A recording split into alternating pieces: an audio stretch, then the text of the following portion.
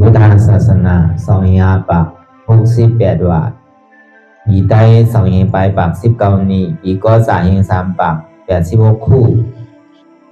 ปีคิดวันที่5เดือน3ปี25ปีใต้เดือน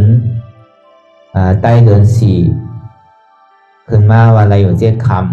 ำในข่าวยามอันเท่าดีได้ละอทุกตารางหนังวิปัสสนาภาวนาข่าวยาม1 โมงต่อถึง3 โมงในวันที่5เนี่ยเราก็ประเห็นปังตราอนัตตาวิปัสสนากรรมฐานปอกกำทน1ที่วัดป่าทำป่องวานนาเยืองเกิงหน้าสารจีเวง4เสียงจีตอนตนตีเมืองใต้ปอจานในก่อเป็นตอนการซับแรงไล่จ้างตื้อกำอนัตตาวิปัสสนาไล่ไว้วางใสเลยเฮาบ่ดีหมอไว้วางตัววางใสเลยเฮาบ่ดีสืบยางกว่าตั้งนานอะไรนั่นในก่อแต่มาซับแรงกว่าตอนนั้นเฮาสิได้มาจ้างตื้อกำฐานเฮาที่ฮัดซุนพาวางไรในยุงนำคันถาหาเปิงในยังมันนั้นในแหละอ่อนตั้งสุดในก็เฮานางขาไก่กุดขากว่าถ้าต่างขาซ้ายก็อะไรอย่างนั้นขาซ้ายถ้าต่างขาขวาก็อะไรมือ2ขอนต่างไว้เหนือตั้งเอาสื่ออย่าไปเคียงน่ะอย่าไปย่านน่ะก็ยังถึงย้อนรับหูเนิบเปิดตัวอย่างเป็นอย่างรับการเนิบเปิดได้อย่างเป็นอย่างโดยนี่มันน้องอย่างหาใจเดียนเฮาหูนั่นอันไหนเสียนั้นในเดียนมันพูดบอกเกิดทันเป็นมานั่นในก่อเราหมอวางเป็นอนัตตาก่อนตั้งเอาไปหันเจี๊ยไปหันทุกข้างไปปองใส่เนื้อหน้าตาในก่อตัวดีร่มถือใส่เข่าก่อนตั้งถือใส่เข่ายาวๆถือเสียวยาวๆถือใส่เข่าดึกๆถือเสียวดึกๆเข่าเกิดออกตายเข่าเปลี่ยนออกรูปป้อมเกิดแยกตายไหนใจว่าเฮาตัวดอกหลายๆแง่ยาวมีหยาดตั้งหันสื่อใจหยาดตั้งโอดสื่อใจหันเฉพาะที่มันนำอู้เปิงใดเอาตั้งแต่ที่โอต่อไปกินได้มีอะไรพองหลาไหนที่ว่าเป็นเฮามีเอาเตียนเฮาอู้เปิงพองงำไหลไหนป้นปีป้นเดินป้นวันมาต่อทางพองย่างมาเดียวมีอะไรหลาเตียนเฮาดีกว่าอู้เปิงพองงำจี้สั่งเหนือมันไหลไหนดังเลยเฮาบ่ดีหมอปล่อยพาว่างถ้าทำหันเลยฮัดจุนในตัวเดียนมันตีจับกรรมาข้าวยามหึงเดียนเฮาหันพิดวนพิดไว้อยู่กูถึงกูข้าวยามในไม่เป็นร่องลายการเฮาดีหมอพาว่างจุนเปลี่ยนไรในเฮาวนลองสังเสียก็ยาวอย่าก็วันนั้นเดียนมันหันง่ายหันไว้น่ะนั่นโดนโดยใส่เขาออกนั่นเขาเย้าอย่าไปออกกล่อมบานในออกเย้าอย่าไปเขาขึ้นแดนในกล่อมบานในป้องเย้าอย่าไปเวียบในกล่อมบานในเวียบเย้าอย่าไปป้องขึ้นในกล่อมบานในสังว่ามันเขาเย้าเนี่ยมันบอกออกขึ้นในกองผู้อดีตายแค่สังว่ามันออกเย้ามันเข้าขึ้นก็ตายสังว่าป้องเย้ามันเวียบก็ตายเวียบแบบป้องขึ้นในก็ตายก็ตายเย้าก็เกิดเย้าก็ตายอยู่ที่ไหนที่ติ๊กเว้ยเพราะฉะนั้นเพราะอย่างนี้ยังตึงมีร้องตั้งเกิดตายอยู่ในอิ่มป้นอะไรหนังเปล่าทุกข้านั่นพอเบื่ออาจ้องเกิดเลยอาโซ่ถึงดีเท่าพอเบื่ออาจ้องเท่าเลยอาโซ่ถึงดีเป็นพอเบื่ออาจ้องเป็นเลยอาโซ่นั่นถึงดีตายเพราะฉะนั้นอ่ะมันก็เฮ็ดที่ไหนปั่นตรงเรียนเหลวกว่ามีเมื่อยาวเมื่อสุดเมื่อเซ็งมีปอกนั่นน่ะเมื่อหนังตรงรอบปริจาสมุนบัตนั่นอวิจาพอเบื่อทำเมี่ยมหันทำใส่หูที่เขาเป็นอวิจาอวิจาพอเบื่อหันพิษวนพิษไรของพิษเนี่ยพอเบื่อมีอวิจาทีนี้มีสังขาราอวิจาเป็นเหตุสังขาราเป็นผลสังขาราเรียกอะไรกว่าเป็นเพราะว่าอันใดหนึ่งพอเบอร์สังขาราเป็นอาจ้องเหตุวิญญาณนั่นถึงที่เป็นอาจ้องผลพอเบอร์วิญญาณนั่นเป็นอาจ้องเหตุนามยุคนั่นถึงที่เป็นอาจ้องผลอาโจผลพอเบอร์นามยุคเป็นเหตุทางอาจ้องเนี่ยสลายด้านหน้าเนี่ยถึงที่เป็นผลมันสลายด้านหน้านั่นหูทีไรยินเสียงตาทีไรหันห่างผู้หลังทีไรอายหนวมดิ้นทีไรอายาสาโตทีไรตุ้มเตอใจทีไรหักผู้พอเปิดมีนามยุคเลยจะนี้มีสลายด้านหน้าก็เปิดมีสลายด้านหน้าเป็นอาจ้องเหตุมันนี่แหละจะนี้มีภาษาเป็นอาโจมันพ ก็เลยถ่อมเย้าภาษาตั้งหูภาษาตั้งตาภาษาตั้งหูหนังภาษาตั้งศพภาษาตั้งตัวภาษาตั้งใสก็เบอร์ภาษาเป็นเหตุทางอาจ้องมันแน่ๆเวทนานั่นจึงที่เป็นผลอาโจมันเจือกเสียงดีเจือกหางดีเจือกอายหอมเจือกอันดีกินอันโอนอันนวลอันอ่อนเขาเจือกหนาอันนั้นเป็นเวทนาก็เบอร์เป็นเวทนาเป็นอาจ้องจึงที่มีตัณหาเป็นอาโจเนี่ยก็เบอร์มันเจือกมันหยับมือเดียวอันเปียกมวนเซออันเสียงดีหางดีอันอายหอมันดีกินดีนุ่งดีที่ดีเตอร์อันเจือกใสนั่นเนี่ยก็มันก็ขึงป้องกันนั่นคืออะไรติไรมาเสียงดีติไรมาอันหางดีติไรมาอันหอมอันดีกินอันดีนุ่งอันเจือกใสนั่นเนี่ยก็มันจึงดีไปเกิดเป็นตัณหาก็เบอร์เวทนาเป็นอาจ้องตัณหานั่นจึงดีเป็นอาโจนั่นตัณหาความอยากใครเป็นใครมีเมื่อสุดเมื่อตึกถอมเย้าใครถอมแทงหันเย้าใครหันแทงหนวมเย้าใครหนวมแทงกินเย้าใครกินแทงนุ่งเย้าที่เย้าใครนุ่งใครที่แทงเจือกเย้าก็หมออิ่มหมอเหวอหมอจานหูนั่นซ้ำจังถอมมันพิษหมากตานั่นซ้ำจังตัวอันพิษผู้หลังนั่นจังหนูมันพิษซบจังกินอันพิษตัวมันจังที่เตออันพิษใจมันจังเตืออันพิษหรืออันพิษอันความอยากใครเป็นอันเท่าเจือกอกเจือกใจนั่นมันเป็นตัณหาความอยากใครเป็นมีเมื่ออิ่มเมื่อตึกห้องว่าตัณหาก็เบอร์มีตัณหาในส่วนนี้มีอุปาทานเมื่อไปไล่มาเตือนนั่นนี่ก็มั่นใจจับใจจ้อยไว้เหมือนเท่ากับมักมันไว้อันแลนหนึ่งเตียนเท่าหันเย้ามันทางหลีตาก็เบอร์หมักตาหันเย้าในแหละก็เบอร์หันมันทางหลีมันตุ่มเตอก็เบอร์เสด็จด้านหน้าหมักตาหันเย้าพัดชาตุ่มเตอตัวหางหลีก็ยามหันยามไรมาเย้าเนี่ยก็เบอร์พัดชาอะไรเตอดังตาเย้าในแหละจะนี้เกิดเวทนาเกิดสุขาเวทนาเพราะเกิดสุขาเวทนาเย้าในส่วนนี้เกิดตัณหาความอยากใครเป็นอันทางหลีนั่นอันเท่าเจิกใจนั่นอันไรเสียก็เย้าอย่าตัวมีใจได้สังตัวมีใจได้สังก็ตัวมีใจขั้นสุขสักต้องตัวมีใจนี่ก็ยังสุขสักอยู่บางตาที่ฮาเลหันอยู่นั่นมันทางหลีก็ทางหลีเอาใครไรอันใครไรนี่เป็นตัณหาเมื่อไปไรเธอนั่นใจติดใจจับใจเปลี่ยนคุกใจไรมันอยู่ที่ในเป็นอุปาทานใจจับใจจ้อยอันของเข้าใครนั่นย่าเบอร์นั้นในกามก็เกิดขึ้นกามมันเท่าใครนั่นพอเข้าวนใครลองหลีลองอันเทศลองหลีมันก็เป็นกู้โศกามขาวก็กับคุกใจไรลองอันนำหลีก็เป็นกามล้ำดีดูอันดีดูเป็นกามข้าวล้ำเนี่ยอันนั้นมันเป็นอาสร้างก้นไรสมาธาก่อนอย่างที่เฮ็ดไรป้อมเฮ็ดสังลาลาแต่มันเฮ็ดไรเพราะว่ามันขามเจ็บขามทุกข้าเนี่ยได้ก็ใจเนี่ยมันหลันกว่าลองอากุโสติติกก็เบิ่งมือตัณหาใครเป็นใครมีนั่นอุปาทานมันใจจับจ้อยนั่นมือมันย่ำไปไรเตอนั่นเนี่ยก็มันมุงมองใครก็ใครเย้าเนี่ยตึงเจ็บตึงเสียบตึงไม่ตึงทุกข้าขานใจมันใครขามเวรนามใครขามทุกข้าไรเย้าในสื่ออากุโสอากุโสนั่นน่ะกามล้ำเนี่ยมันพูดบอกเกิดขึ้นมาในเหตุอันนั้นในเหตุอันนั้นในพิษอันนั้นไว้ในพิจารณาไว้เป็นใจเก่าเศร้าว่ามองกว่า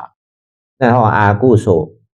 กามล้ำเนี่ยเกิดขึ้นเพราะกามล้ำเกิดขึ้นเย้าเนี่ยก็ภาวะใหม่เนี่ยเกิดขึ้นกันเดียวก็ตายในรองล่อผ้าใจที่ใจจับใจเป็นของเตียนเฮาพังไว้ในสังของเตียนเฮาเก็บไว้ในสังของเตียนเฮามีไว้ในสังใจล่อผ้าใครใดใครปันเปิ้นใช่ไหมก็ตายมาเนี่ยก็เป็นเปรตตาแล้วก็ผังเงินผังข้ามไว้ในขุมในดินบอกลูกบอกหลานบอกใครเนี่ยก็เป็นงูไปไว้นั่นน่ะตอนหนังคุณเอาคำอาสก้าธรรมะราชาเนี่ยก็เบอร์มันถ้าของดูของต้านมันหนาเนี่ยมันได้เฮ็ดสร้างไว้ในศาสนาพุทธคำพระเปลี่ยนเจ้าเฮาเนี่ยเอาท่าต่อพระเปลี่ยนเจ้า84,000เพลงสูนเนี่ยทำมันน่ะกองมูกับกูดีกูตั้งโดยเช่นนั้นจากเทเจ้ายาหันตาเขา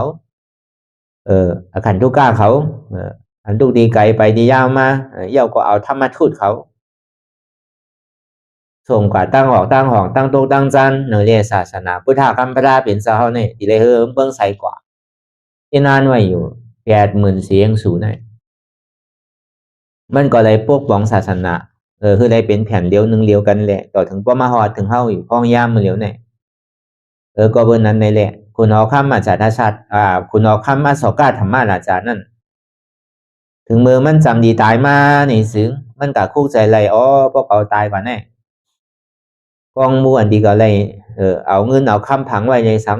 แล้วถ้าต่อพุทธคำพลาเป็นเศร้าไล่ผังไว้ในสังในโกบนจังมายามาเก้าโกบนจังมากดมาปังในพอสุดโตเก่ากว่าในทีมมีไผมาลุมลายเอาในใจติดใจจับใจเปลี่ยนเสียดีกองมูเอาแหละถึงนี้มือมันตายกว่าเนี่ยก็เป็นงูเหลือมไปกองมูนั่นในเหตุตั้งดีว่าแต่ในยังก็เป็นงูเป็นเป้ต่างงูอ่ะอย่างในผู้ใดซื้อในก็เปิดลูกใจมันเจ้านั่นเมื่อมันเติเป็นคนหัวข้ามหัวนั่นในก็ลูกใจมันก่อนหนึ่งลูกยิงมันก่อนหนึ่งแหละอ่อนกันไปกว่าก็เปิดในเมืองเขานั้นมีคลองเมืองเขาลูกพื้นลูกพื้นก็เบอร์คนหัวข้ามนั่นอาติกาลาป้นมามือมันตีเป็นขนนั่นก็เบอร์มันไรเป็นขุนปอมันนอนเพกว่าเย้าในเลนนะเฮือนปอตีไรเป็นขุนไหนเนี่ยก็เบอร์มันตึกซึกในมันกัดแขนนั่นแหละเปิ้นก็เอากับไว้ดีเหนี่จับชายแดนนั่นก็เบอร์มันฮู้ว่าปอมันนอนเพกว่าเย้านี่ก็มันก็ห่างแฮนตับซึกมันมาเลยแฮมปีแฮมน้องตายเสียงอันโฮมปอก้อยกับโฮมเมเนี่ยเอาตายไปเสียงว่ะอันโฮมปอโฮมเมเนี่ยไว้อยู่ก้อยกับปอโฮมปอมโฮมเมนว่านั่นแฮมตายไปเสียงว่าอันโฮมหมื่นโอเลียงโอแสนมันจากคนหวานคนเมืองตึกต่อกันนั่นต่อถึงมันพอเป้กว่าเลยก้นในตายอ่านโหแสนมันอ่านโหลานมันจะดีเกิดสังเวกาตลาในก็เลยเป็นขุนเนี่ยก็มีโอจากโคของเงินคำเมียวนะเฮอแล้วมันดีมันดีก็เย็นเสื้อสาอะไรนั่นในเดือเสคอสั่งคำสอนของพุทธคำปลาเป็นเจ้าก็อ่ะจะดีมาลุกขึ้นตัวในคอสั่งคำสอนที่อันมันจมหายกว่ามันจมหายกับก็เบอร์ศาสนาเปิ้นใจว่ะก็เบอร์เฮาหนังกันว่ะก็เบิ่มหยุ่มยำในเกอหลีในพระราชาสังขามเห็นเอาปริยันเห็นเอาปฏิบัติในกลุ่มกากะคอกะย้อนกลุ่มกาหยุ่มเตียนมันเมียดมันถอดปันโจกปันลาบใช่ไหมคือหลอดเพศหลอดดำปันยันปันอัง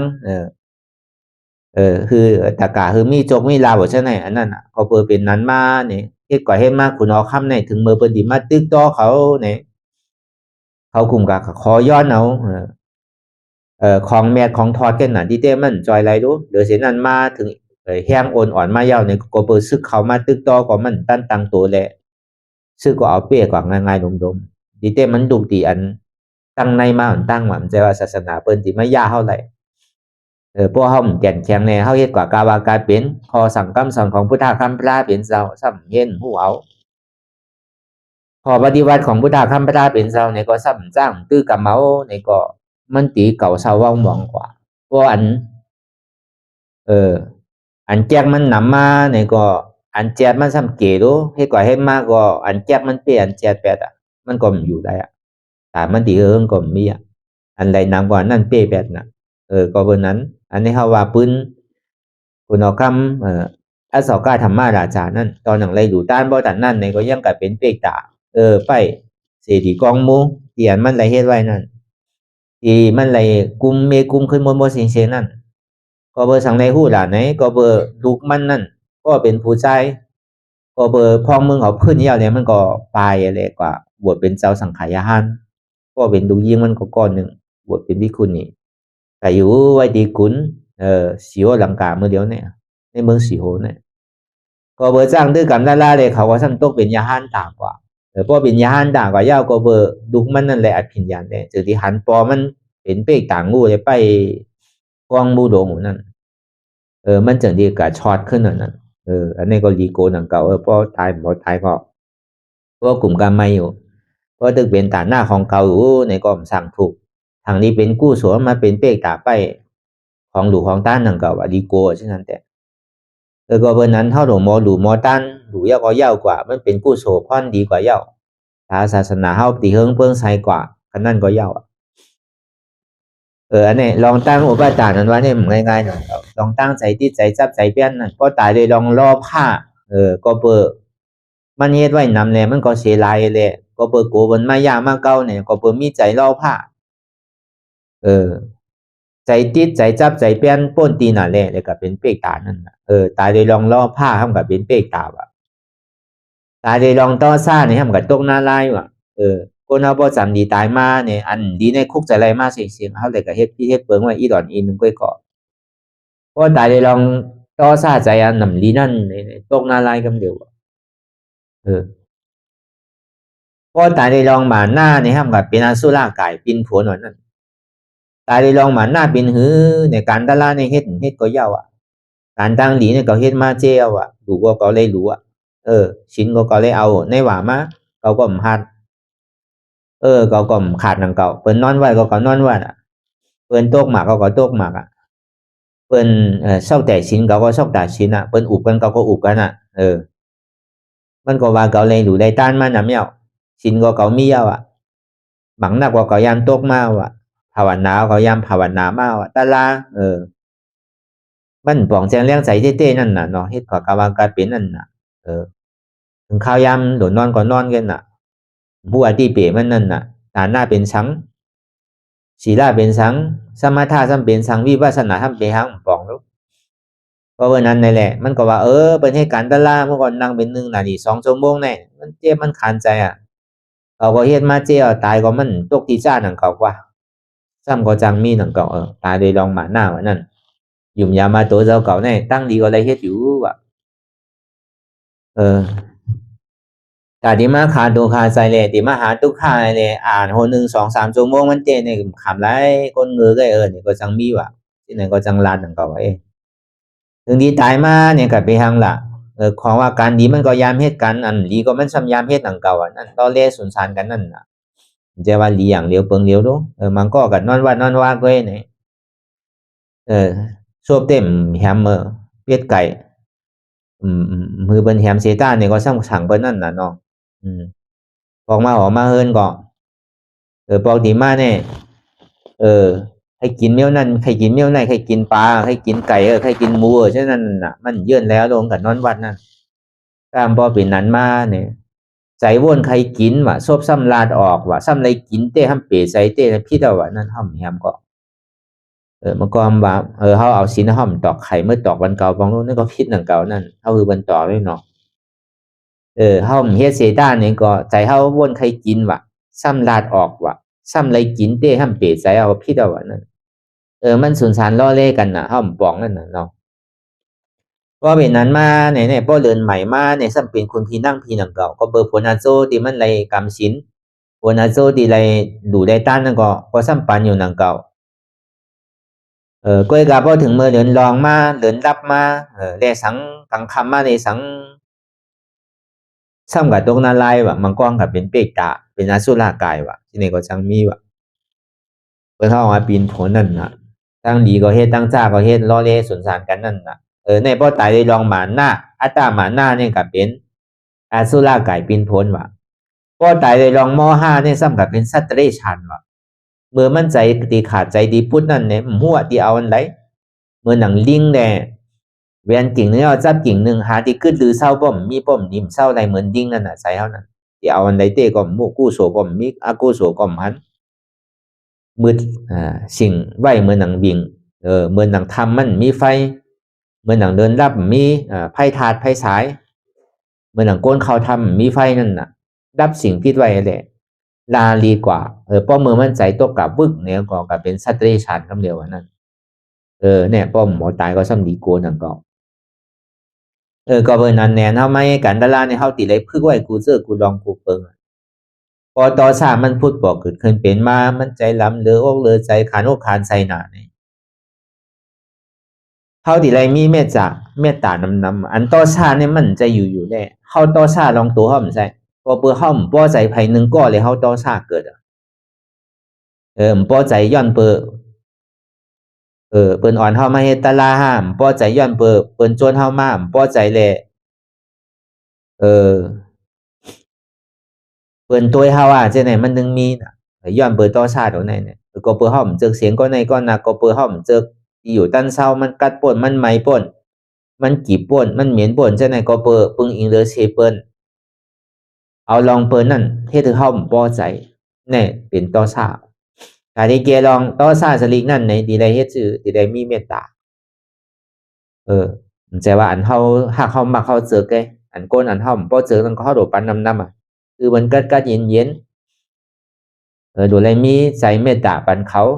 กู้โสตั้งหนีตั้งโมตั้งปึกตั้งเซนเนี่ยคือปันเขาเชิงๆคือเขาเลยกัดเย็นเสื้อสาไว้ใจที่ไหนแต่ที่เกเปลี่ยนลองต่อซาสลิกนั่นก็ในแต่ที่เกเปลี่ยนลองมอห้าสลิกนั่นนู้ในมอห้าสลิกก็เปิ้มันผู้สังลาลานั่นที่ได้ถอมมือเข้าใจก็ในป้อมผู้สังลาลาเนี่ยก็ตาลาเนี่ยมันจะว่าโดดถอมมือคู่กับกูคอกูกำอันไหนมันเตะอันไหนมันหมันอันไหนมันถูกอกถูกใจเฮาเนี่ยก็เอาหนึ่งคอหนึ่งอันนั่นเอาเฮตลากว่าเปิ้นว่าลองตัวว่าคือฮัดจุนตัวก็ว่าเพราะป่องแซงแรงใจตีตัวเนี่ยก็คือฮัดจุนตัวเนี่ยก็ไรอ่ะก็ในบ่อนป่องแซงแรงใจเนี่ยก็คือฮัดจุนใจก็ว่ามันใครพูดใครขาดเขาเติ้งมันว่าเนี่ยมันก็มีกันนั่นแกตาลาเนี่ยมันจะว่ามีอย่างนั้นบางพอคำมาดีเจ็บคือฮัดจุนเจ็บว่ะเจ็บมันเป็นอยู่ก็มันใจเก่าอ่ะเนี่ยคือป่องแซงแรงใจที่ไหนก็ไรเอาอ่ะเพราะแกเลยลองมอหานั่นก็ในตาดีเกลองล่อฟ้าสลิงนั่นเนี่ยเท่าตีไรใกล้ปันว่ะอย่าไปเซลายว่ะของเฮานั่นมีอย่างก็ปันนิดๆอย่าไปเก็บอย่าไปซิมอย่าไปหอมอย่าไปเสริงอย่าไปซิมสั่งว่ะอันเท่าปันได้ลองกันดีการเมตตาการเผกุศลนั่นนี่ก็ปันนิดๆอย่าไปกลัวมันดีย่อมดีเสียงว่ะเฮาวนตัวคู่ใส่ไรตัวนั่นน่ะ1 วันเฮาเลยกระตุ้มเตอร์สังพองกลางในเจ้าดอกถึงลาเนี่ยมันมีอะไรที่เฮ็ดห้อมบ่ใสเฮาก็เอากู้โสตั้งดีเตียนเฮาเลยเฮ็ดนั่นน่ะคือเขาเลยกัดเย็นๆคือเขาเลยกู้โสตั้งดีอันนี้ก็เป็นไล่แกนหนึ่งแต่ที่เกไปลองล่อผ้าสลิงนั่นก็ในหมาหน้าสลิงแล้วนู้ในหมาหน้าสลิงนั่นในก็อย่าไปยุ่มว่าอันเฮาเฮ็ดการมาดังบึกดังโบดังเสียงเนี่ยมันเป็นเตียนไว้วางใส่เอาปอยาวอันว่าเนี่ยอย่าไปแนดว่าอย่าไปแนดว่าปอเตอว่าปอเมื่อไรเฮาไปปิกอเปสิผมมีไรนั่นอย่าไปไว้วางใส่เตอว่าเฮาใครดูต้านตันหือในเซต้านี่ก็ดูตันตึงวันตึงเมืองก็ยาวดูตันในโลกกำพาก็ยาวดูตันในเมืองผีเมืองสางตั้งเสียงก็ยาวอ่ะมันใจว่าเป็นอันแมตเตอร์อ่ะมันยังบ่ซ้ำหมอเสียงหมอสุดนั่นก็ว่านั่นการดูการต้านเท่านั้นก็มันเป็นที่พึงเกออีหลีได้เต้ๆว่ะพอเมื่อไรเฮาย่ำไปปิกอาเบสิผมมีไรนั่นอย่าไปไว้วางใจเธอว่ะศีลศีลาเท่านั้นก็มันใครกัดแขนก็คือก็ยาวว่ะอย่าไปแนดไว้วางใจเธอว่ะก็เปิดตาหน้าในศีลาเนี่ยมันเป็นของกึกโลกกำพาถ้าเป็นเจ้าห้อมป้องมาเนี่ยก็มันถึงเป็นปกติของมันอยู่แล้วจังว่าปึงหญิงศีลศีลาเต้ๆก็ปึงหญิงไรก็ในปึงหญิงสมาทานเนี่ยก็ยังหมอตกหมอลุ่งหมอก่อยหมอปังอยู่อ่ะเหมือนเจ้ายาเซ่เขาเหมือนก้นไรสมาทานแหลผินยานเจ้านั่นเหมือนเจ้าแมทเขาเจ้านั่นยังหมอลู่อยู่อ่ะมันหมอลู่หมอก่อยหมอปังโง่อย่างเก่าอ่ะก็เบอร์นั้นมันเป็นดีปึงเกอร์ดีไรเดียวพอเมื่อไรเนี่ยเฮาปีกอาเปสีผมมีไรยาวเนี่ยปีกพัดตูนี่ปานปีกเปิดพัดตูนี่ปานปีกพัดตูอาปีสีผมมีไรยาวเนี่ยอันนั้นก็ไว้วางใจก็เป็นฐานหน้าจากที่ห้องมาเป็นฐานหน้าวิสุทธิก็เป็นศีลก็เป็นศีลาวิสุทธิอัตตาที่มันก่อยไปแล้วน่ะมันมีลองอัตตาหมาหน้ามันเว้าลงมันก่อยไปแต่อัตตานั้นหมาหน้านี่ยังกึดอยู่นั่นเก่าหมาหน้านี่มันไง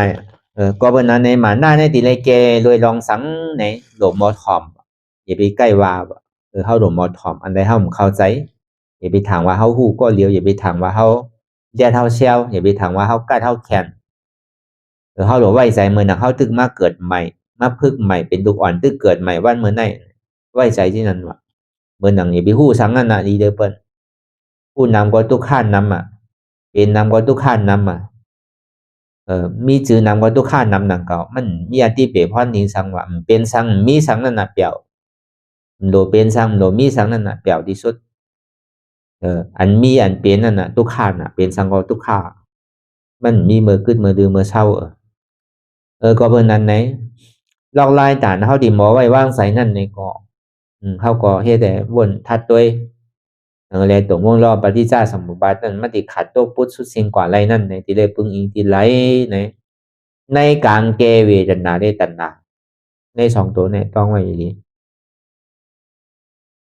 นางได้ตัณหามันดีตัวมวลสุดเสียงเลยมันมีความอยากใครเป็นนั่นเฮาโหลดได้อย่าไปโกรธเจ็บอย่าไปโกรธทุกข์ อันมันวักเตาหาใครย้ายค่ายตีนั่นก็เปิดมันโกตุกขะมันโกเจ็บบางพองมันเจ็บมันแกนมาเอาอยู่เข้ามาไว้ตีหนึ่งตั้งนั้นก็เป็นไล่ปลายหนังดอกก็มาไว้นาผักก็มาไว้ซี่โคก็มาไว้นาอกว่ะก็มาไว้ที่หุ่นหลังว่ะเช่นนั้นปองมาปลายหนังเก่านั่น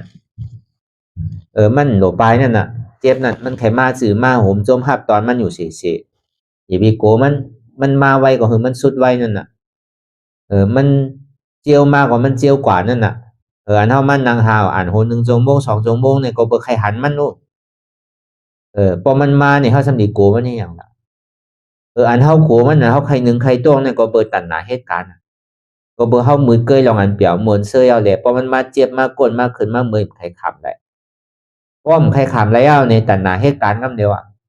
เพราะตัดหนาเหตุการณ์ยังอุปทานกว่ากันเดียวมุงบ้องขิงขาข้าวยำก็เบื่อมันมุงบ้องตัดหนาความอยากให้มันหายไวๆทุกข้าในเจ็บในถึงหายไวๆนี่ป่านนี่คือไรไวๆเนี่ยก็เป็นตัดหนาเช่นๆหนังเก่า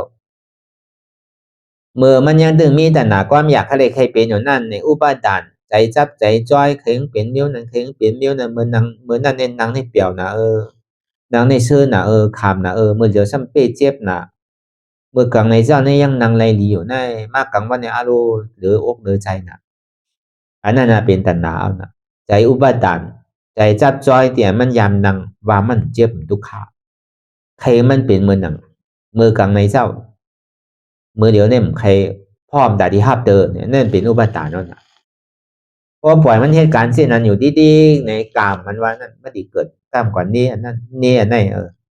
มันเจ็บย้อนมาเฮาได้เฮ็ดอันนั้นไว้อยู่เฮาได้ผิดอันนั้นไว้อยู่เฮาได้แหมปลาแหมเป็ดแหมไก่ไว้อยู่นี่เฮาได้ป้อวัวป้อไก่เฮาได้แหมหมูไว้อยู่นี่ทำกว่าทางเฮากว่าไก่ทางเฮานั่นอย่าไปว่นน่ะลองอันนั้นดีนั่นเฮาได้เฮ็ดอยู่เสยดานี่ก็เดี๋ยวมาว่นว่าลองตั้งตู้จะเลิกลองตั้งอันนั้นดีอันเฮายามเฮ็ดไว้ลองตั้งอันนั้นดีอันเก่านั่นอันเฮายามบ่นดีก็ยาวยามเฮ็ดดีก็ยาวยามลานดีก็ยาวอย่าไปเอามาว่นมาลานมาเฮ็ดทำของเก่ามันสุดเสียงกว่าเย้าเมาขึ้นไหลก็กลุ่มก็เอาของเก่ามาวนก็ลูกค้าที่แก้มมีเมื่อกระเย็นออกถูกดีปล่อยพาว่างแปดป้วนว่าป้วนเมื่อป้วนมาเลยเมื่อเหลียวเหมือนกันป้วนอันเมื่อก่อนป้วนมาในตายเมื่อเหลียวในมาเกิดใหม่อาติกาล่าป้วนมาในเมื่อเหลียวในมันแสมกันหรือเมื่อป้วนมาในตายไปแล้วเมื่อเหลียวในไปตายเกิดใหม่ป้วนที่ไหนลองตั้งอันหนำดีมือป้วนมาเนี่ยก็มันตายไปแล้วคนนั้นเมื่อเดี๋ยวเนี่ยเกิดมากขึ้นใหม่ว่าใช้ที่ไหนเอาถึงที่หมอดื่มไหลเพราะมันเป็นนั้นกลุ่มก็เอาลองเก่ามาวนดีๆเอามาเจนจ้าเอามานีจากยาตัวยาใจเจ้าเก่าดีๆนี่ก็มันกันเย็นอีกก็วันนั้นเธอลืมแปลเสียงตั้งหลังนั้นอย่าไปกับคุกใจอะไรมันก็วันนั้นอันเท่าถูกดีเหตุการณ์เวลาเท่าถูกดีบอกแจงเลี้ยงใส่ในธรรมะตราอันเจียจังนั่นนี่ก็เข้าก็ดูได้วนตัวดีๆในยุคนามคันธาที่มันเป็นอยู่ในนี่ก็เขาอย่าไปโกอย่าไปก้านอย่าไปข้านอย่าไปลืมอย่าไปอายเจ็บก็อย่าไปโกนังเลตันนาเนี่ยมันดีโต๊ะกว่า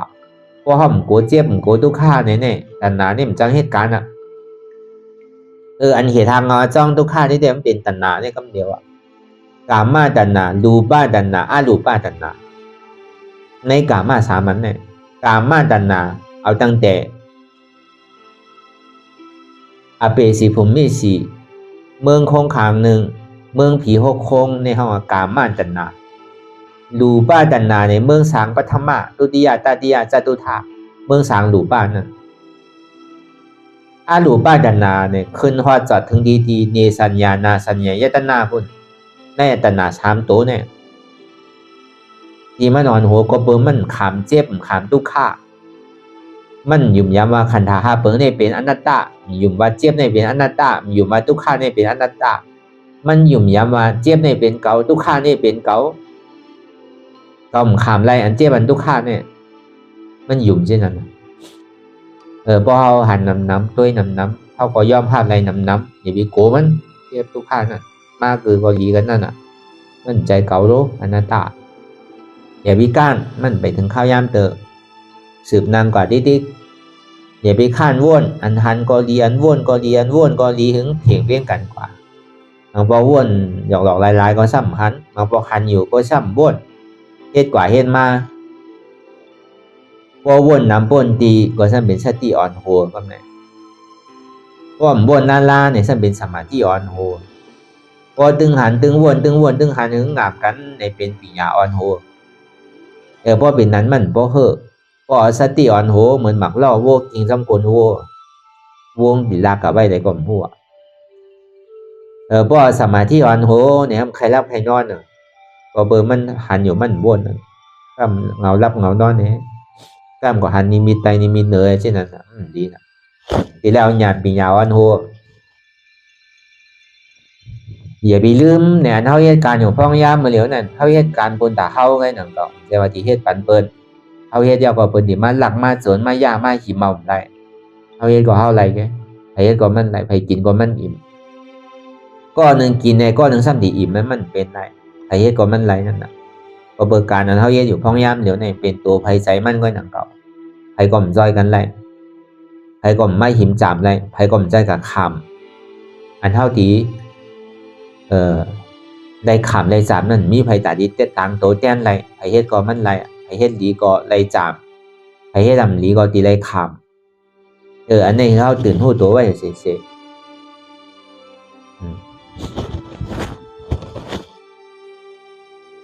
อย่าไปอายเนี่ยบ่เฮ็ดกันดาราเนี่ยเฮานั่งไรคือนั่งก็ที่นั่งถึงเมืองเลี้ยงก็มีไผว่าซังแต่ว่าเฮานั่งนำในอายเปิ้นดีอายการนั่งดาราเนี่ยนั่ง3 ชั่วโมง 4 ชั่วโมง 5 ชั่วโมง 6 ชั่วโมงถึงเมืองเลี้ยงก็มีไผว่าซัง